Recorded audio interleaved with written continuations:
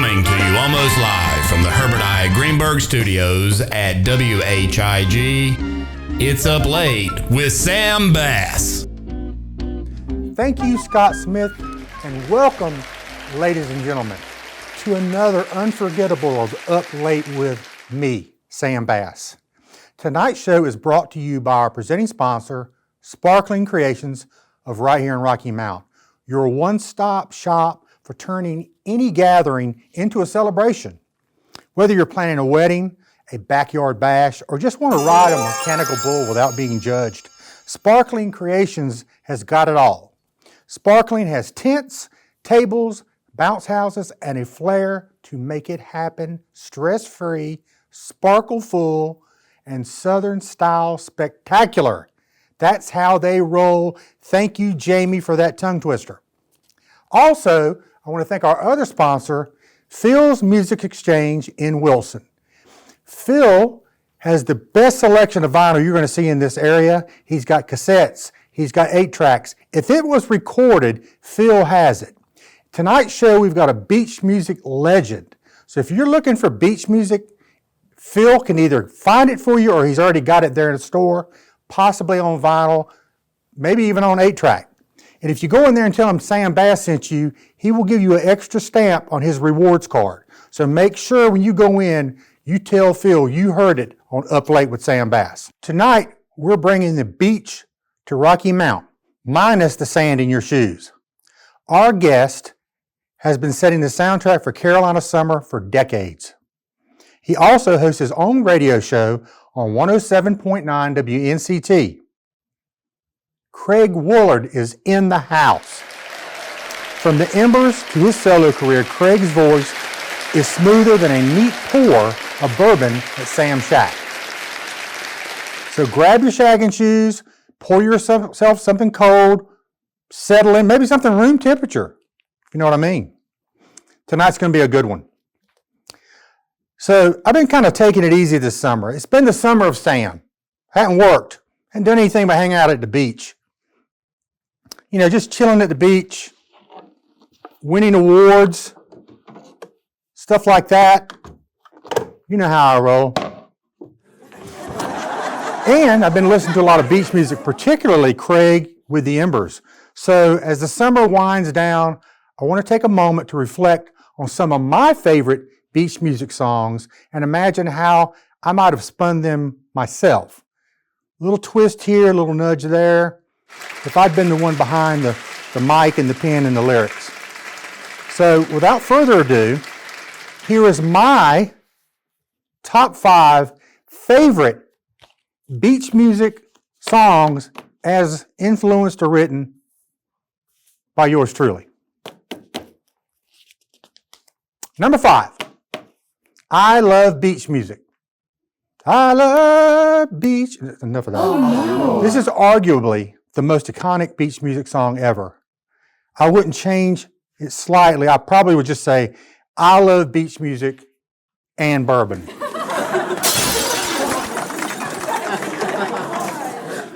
Number 4, Summertime's Calling Me. I need to stop singing right now and get Craig up. Okay, Craig, we'll get you up in a minute. Summertime's Calling Me. This one's a nostalgic track that captures the spirit of summer at the beach. My version, however, would be slightly different.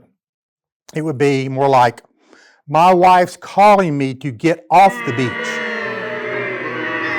It's a good thing I can't hear because I've got the wind and the roar of the ocean, my music playing, my shaboomy flapping in the wind. Cheers. Sorry, Marty. Like it, Sandra. Number 3, You Keep Telling Me Yes. My version would be, you keep telling me yes, but Sandra keeps telling me no. Sandra owns the joint, by the way. No, Sam, you cannot say that word on the air.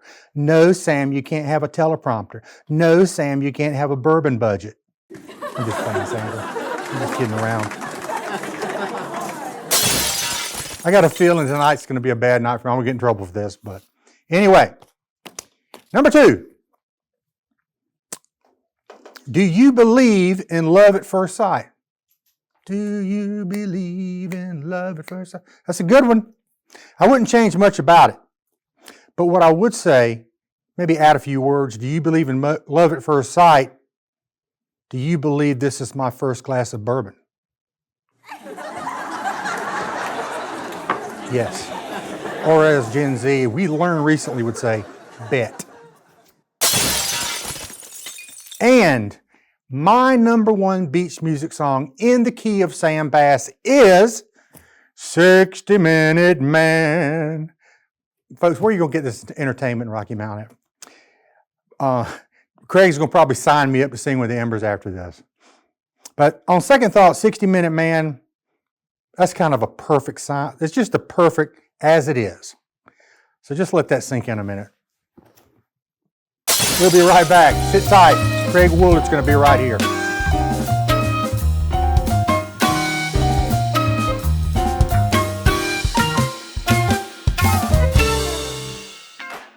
If you're planning a party, wedding, birthday party, baby shower, or corporate event, Sparkling Creations can make it memorable for you. With tents, tables, bouncy houses, and more. We can even provide a fire pit for outdoor events. If you want to be adventurous, we have a mechanical bull. You name the event, and Sparkling Creations has you covered. Located at 976 North Winstead Avenue, Sparkling Creations, where we make every event sparkle. I never thought this would happen. I never thought this would happen. I never thought this would happen. We got you. We got you. We got you. When the unexpected comes calling, call the one team prepared for what no one can predict. We got you.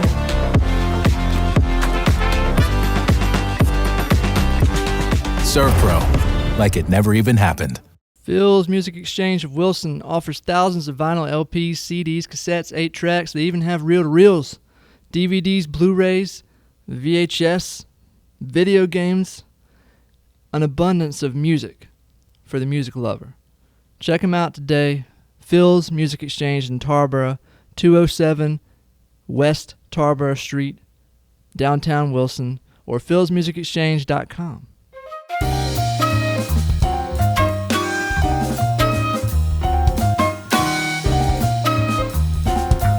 As promised, the man himself, the beach music legend, Craig Woolard is here.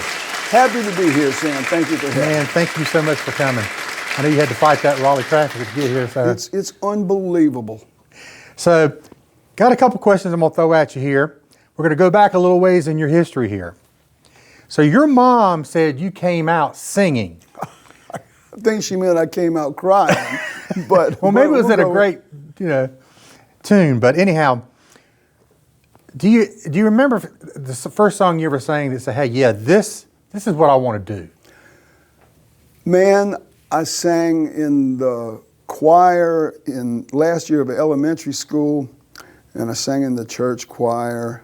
But I didn't know anything. It's just I loved the sound of music. And when I got into the high school band, man, that was it.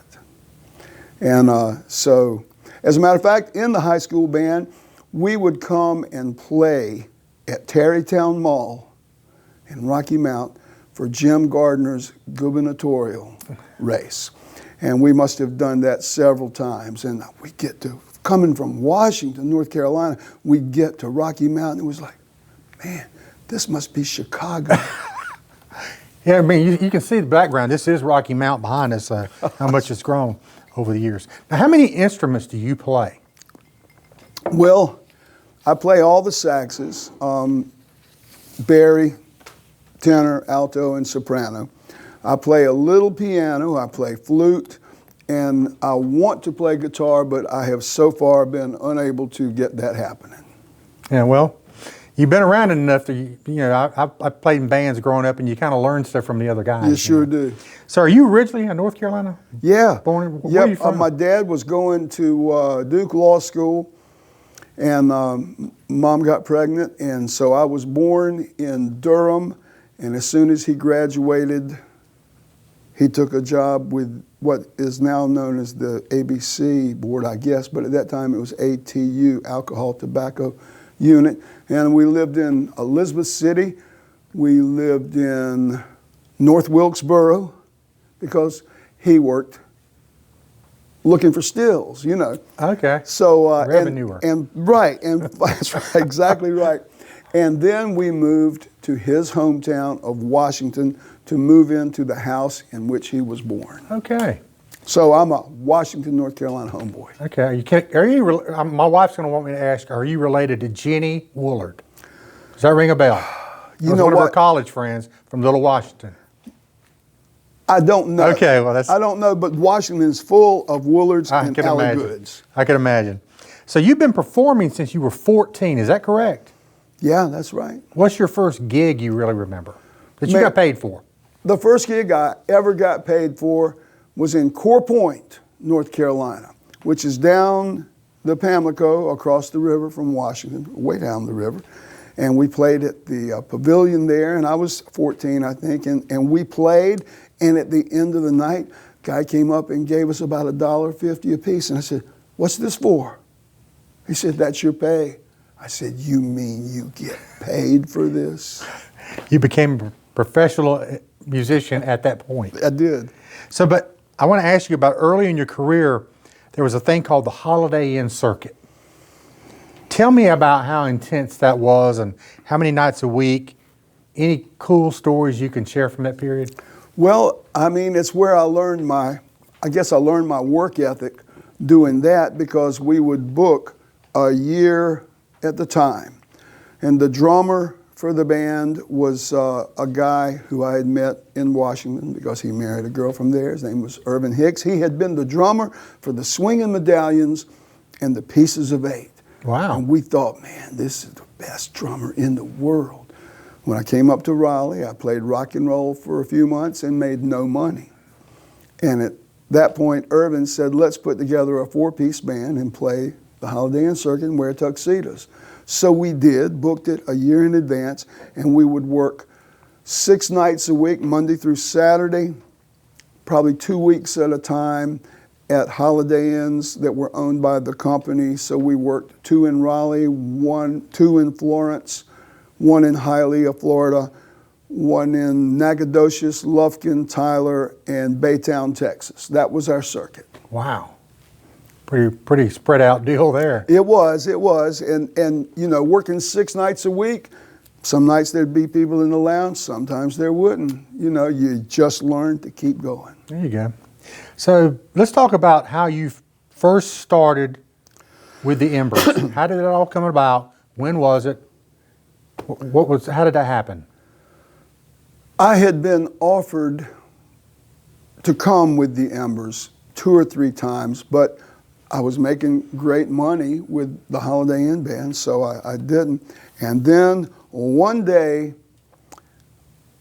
we were playing in Columbia, South Carolina, and we were rehearsing. The phone rang, and it was Jackie Gore, and he said, "Hey, Craig, I want to offer you and Gerald Davis a gig."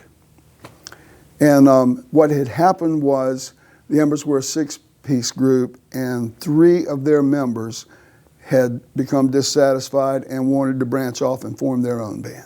So 3 of their guys left, and they brought in me and Gerald Davis and a guy from right here in Rocky Mount, he's now gone, Doug Strange. And we became half of the Embers. Very cool.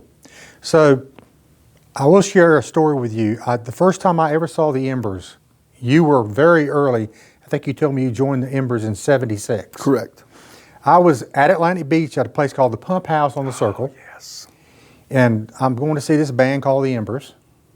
And you guys jumped out there and did the theme from Rocky, which is a surprising tune for any band to play. Gonna fly now. Y'all had the horns and everything, and I was like, these guys sound just like the record. Well, the beverages that they were serving at the Pump House probably had a lot to do with your estimation. Probably. So the other thing, and I don't even know if you do the floor shows anymore, but I can remember they used to have I went to see you, I was in Goldsboro. I think it was at a bowling alley of all places, and you guys played your set, and then all of a sudden everybody starts pushing their chairs up. I'm like, why are they doing this? And somebody said, well, they do a floor show. And I know y'all had the Las Vegas floor show, and you had the Raymond Massey floor show. But the Las Vegas floor show, I remember you did Rod Stewart. I did. And trying to think, who else did you do? I did Ray Charles. Ray Charles. In that particular show. So And tell we also had guest appearances by Curtis Mayfield, who was Jackie. Right. Ernest Tubb, who was Gerald Davis.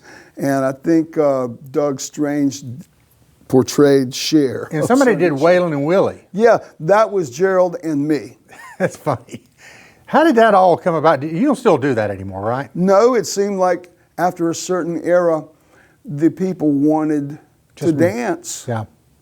You know, we can see anything we want to see on YouTube or whatever, so we just give them the dance music. Well, I've got the vinyl of the Embers live in Myrtle Beach where it's got the floor show on it. Wow. And it's really just very entertaining stuff. Then you know that the Raymond Massey segment could not be performed today.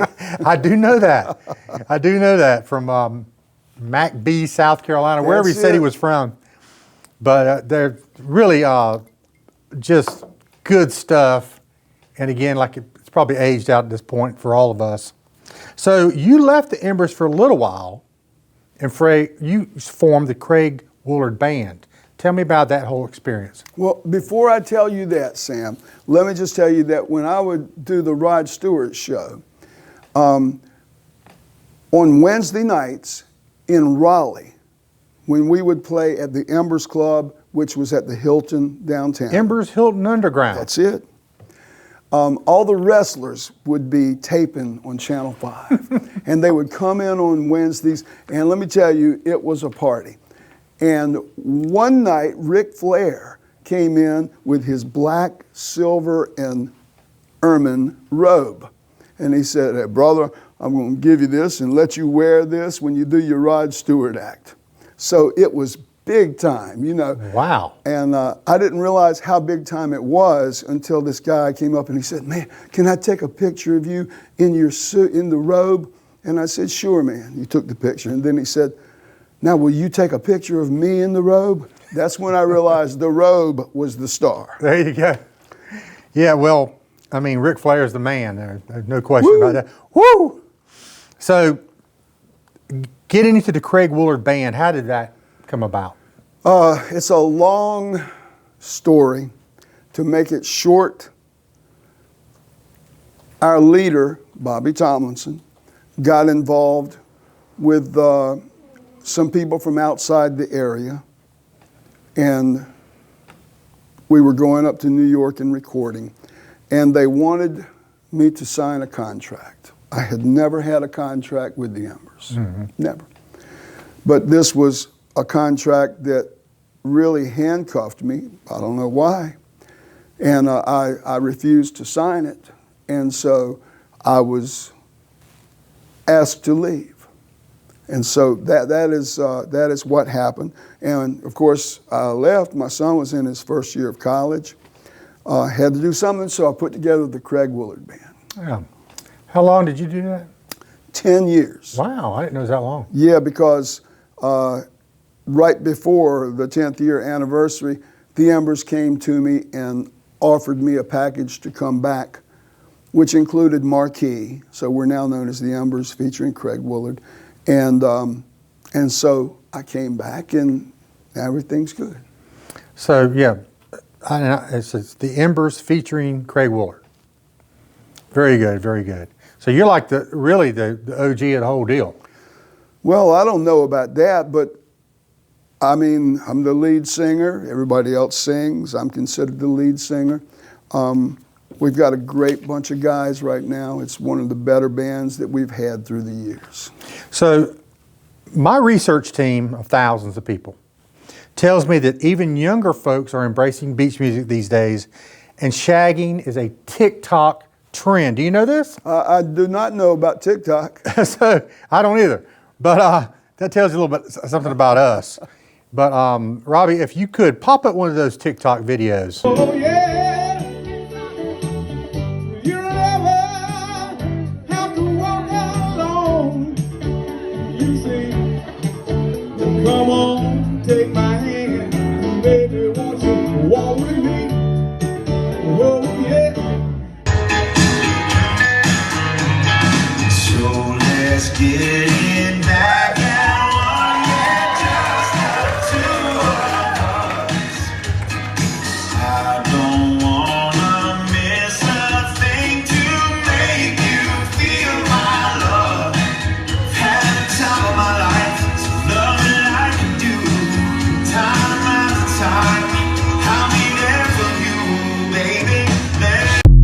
So do you know how to shag? I know the basic shag, which my wife, who is from Rocky Mount, taught me. Okay. But as far as award-winning shaggers, it ain't me. Yeah, me neither. So it's a drag if you can't shag. That's it. So I might want to get you to teach me whatever you do know, because I don't know a whole lot about it. I kind of knew that college version of the shag. It wasn't like the real people, like Scratch and Vicky from Wilson. That'll get you by, Sam. Yeah, it's enough to get by. So you performed everywhere from Kitty Hawk to the Caribbean, beach clubs to festivals. Is there one particular gig that really stands out in your mind? Well, we played in Ottawa, Canada for the American Ambassador's retirement party. And also when we were associated with Anheuser-Busch, they flew us to New York, to Chicago, Palm Springs. I think we did a San Diego show, did a Key West show, a one-nighter in Key West. Wow. And they actually flew us to Honolulu, Hawaii to do a convention there. So, I guess Honolulu was about as good as it gets. Pretty big deal. Now, the other thing I want to ask you about, I think I remember this, the Jerry Butler moment. Was this in Wilson? Yes. Where the audience had to pull in people. He felt ill. He fell down. And I believe Johnny Hackney. Yep. And you, and who else what happened? Well, I had the night off, and somebody had gotten me tickets to the show. And so we went, and I love Jerry Butler. Jerry Butler. And he came out on stage, and I was sitting in the middle of the crowd. I can't wait for this. And he started out to sing, and then he turned around and looked at his backup singer, who was his sister. And Debbie says she heard him say, "I can't do this, can I?" And she went, "No." And he started walking off stage and collapsed. And that was, everybody in the audience was like, "No, oh no," because Jerry Butler was not a young man at that time. And so, almost the whole band, several of the band, rushed out to go with him to the hospital. They called the ambulance. And the late, great Steve Hardy was there. And Steve took the microphone and said, "Well, Jerry's not going to be able to finish the show, but we've got a solution if you want to stay and enjoy the music. We have Craig Woolard in the audience if he'd come up to the stage." And I was like, "Okay, sure," And we had Bill with the monitors. Bill Bowles. I forgot his trumpet player? No, he was a piano player, sax player. Okay. He's a great musician. And he came up and... I know you're talking about. Go ahead, I'll think about it in a minute. He came up and we talked it over for a minute in the huddle, and then we pulled it off. And it was a great moment because everybody there was, of course, there to hear Jerry Butler, but to see him fall like that and to say, "Oh my God, has he died? What's going on?"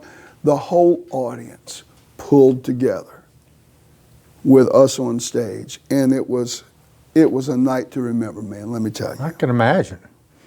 So we're going to move on a little bit. So you have shared the stage with the Four Tops, the Rolling Stones. Not me. Okay. Early in the mid-'60s, the Embers opened up for the Rolling Stones, the Beach Boys, and the Dave Clark Five at Dorton Arena. Okay. That is an awesome story. Yes, it is. I want to talk to you about your Sunday night beach music show. So what was it like? I know you took over Steve Hardy's original beach party. How did that come about, and tell me a little bit about it? Well, I had heard through the grapevine that Steve was sick, Steve was ill. And I got a phone call one day from Henry Hinton, the proprietor, owner of IBX Media, which also owned the station that Steve was on. And he said, Steve is going to be retiring at the end of the year. and we're considering candidates, and the thought of you just came to my mind. And I said, well, Henry, I've never done anything like that. He said, I think you can do it. So he supported me, and he trained me. You know, he had Bill Cozart, one of his DJs, come in and train me every Sunday night. And then they said, okay, you're going to fly on your own. And many mistakes later, I'm still at it. Well, I enjoy it. And in fact, I texted you Sunday night and said, hey, feel free to plug the show. Right. And once that happened, my phone blew up with people saying, man, I just heard you talking there. Craig Woolard talking about he's going to be on your show, that kind of thing. So that was really cool. So I appreciate you doing that. Oh, absolutely, man. And as soon as this is about to hit the air, I'll do the same thing, and we'll see if we can't blow it up again. Well, maybe I'll call you and we'll do a little something on the air. We'll do it. Yes. Yeah, sounds good. So I did want to talk to you one more thing about your work with Petty Enterprises in Victory Junction.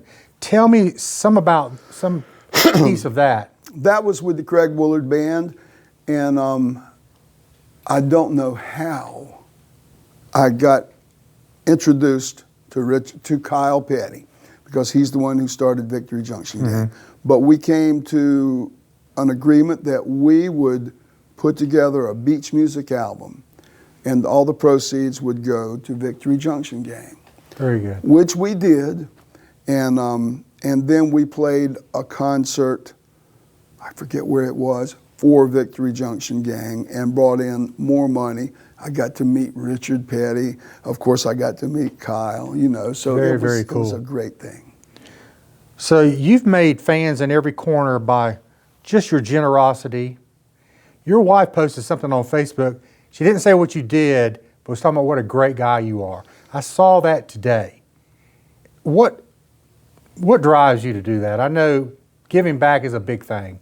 Yeah, and that's such a cliche, you know, to say giving back. But I really feel that if you're given the gift of being in the public eye, and it is a gift and it can be taken away at any moment. But if you're given that gift, then you have to use that gift to do some good for somebody somewhere whenever they ask. So I was able to do that. Very good. That is something to be proud of. So I want to ask you, if you had to pick a song, it's kind of a put you on the spot deal, that would represent your entire career, what would it be and why?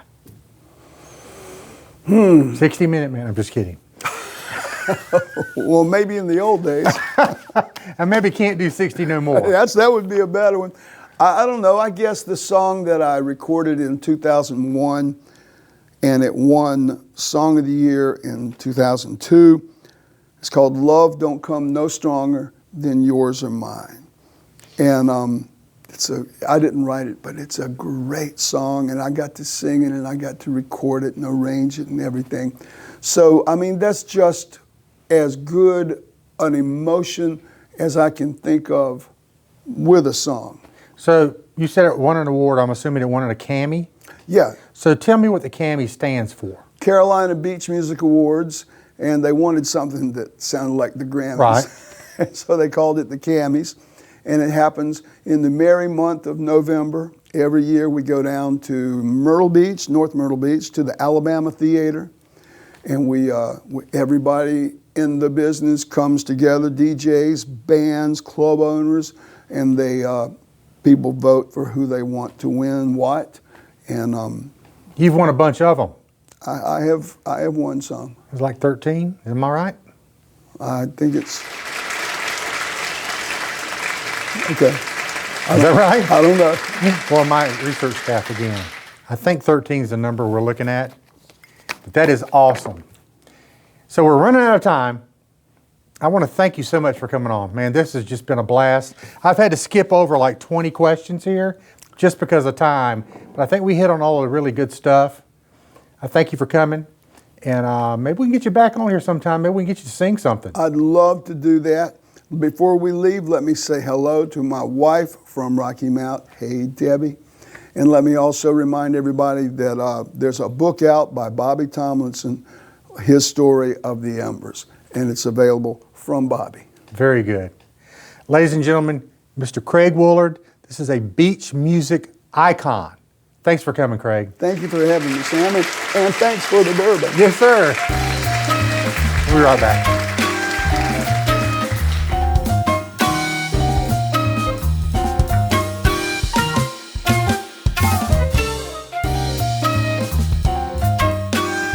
Hey, I want to thank my special guest tonight, Craig Woolard of the Embers, featuring Craig Woolard, for appearing here tonight. Had a great conversation. He's a great guy. And listen, every Thursday night at 10 and Saturday night at 10, tune in for Up Late with Sam Bass right here on WHIG. Thanks for watching. See you soon.